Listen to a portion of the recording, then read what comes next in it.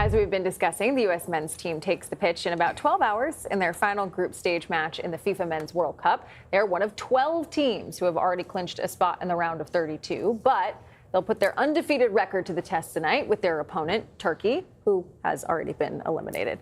All right, let's bring in DaMarcus Beasley. He played in 4 FIFA World Cups with the U.S. men's national team and was inducted into the National Soccer Hall of Fame in 2023. So glad to have you on set today. Thank you guys for having me.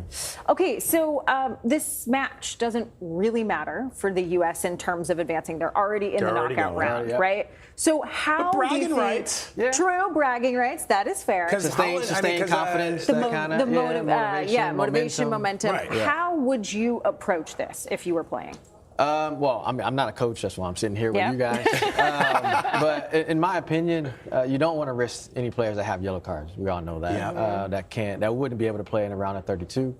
So that's an easy one. But in my opinion, I think they should change all 10 players. The only spot I think should stay is a goalkeeper. I think Matt Freed should stay, keep his momentum. I know he hasn't had a lot to do in the first 2 matches, but if it was me and I was coaching the national team, and I know Pochettino is an incredible manager, but I would have all 10 players, rest of other players that's been playing the first 2 matches, and then just get confidence throughout the whole group because you might need them in the later rounds. So wait, help me understand. Are the Norwegians in the same boat? Are they all the way? They're already in the knockout round, right? Norway is already. It's the same for them. So if both teams put on the players that don't have those yellow cards and that they want to rest up, like for example Pulisic for us in the U.S., what kind of a game are we looking at? It'll be a scrappy game. Yeah. But the one thing I love about this team is that even though our so-called top players or our team A, if you want to say, the same mentality, it doesn't change. It doesn't change. And that's what I love about this team. If Christian's out, we had other players step up and play that position against Australia, and we did phenomenally well. So it'll be a scrappy game.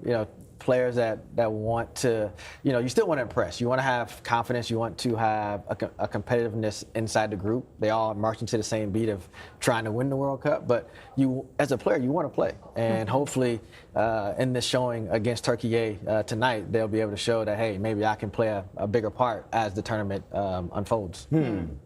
All right, so how does a team mentally prepare for the knockout rounds? Because when you're in this group stage, there's multiple opportunities, right? Here, it's do or die. Yeah, it is. And, the cliche is you take one game at a time. That's always how you should look at things.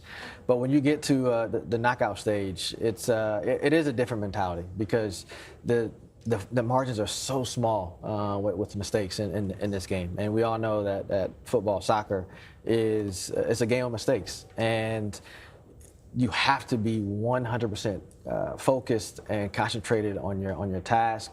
You don't get many chances, so that part of it that mentality has to change a bit, because when you're playing against these top teams, you might get 1, you might get 2 chances to score. You have to put one of those away, because if you don't, against teams, France, Spain, the teams that we're talking about off camera, they're going to hurt you. So that mentality, that focus has to be heightened just a little bit more. Real quickly before you go in 15 seconds, what's been exciting about this World Cup is seeing the marquee players really show to the world why they are those marquee players. Everyone from Kylian Mbappe to Ronaldo to Lionel Messi. I have a friend of mine who's of Portuguese descent. His name's Roger. He's always complaining about Messi. Every time I send him a meme about Messi, he calls him the FIFA princess. Oh, gosh. Is Lionel Messi the greatest in the game ever? Easy, yes. Easy. Over Pele and all. Okay. I don't want to say easy. Yeah, in the modern era. Because I wasn't there when Maradona and Pele and all those guys. But in my opinion, yes, Lionel Messi is the best football player we've ever seen in this game. Wow. All right, DaMarcus Beasley. The final word. Thank you very much. Appreciate it, brother. No problem. Thank you.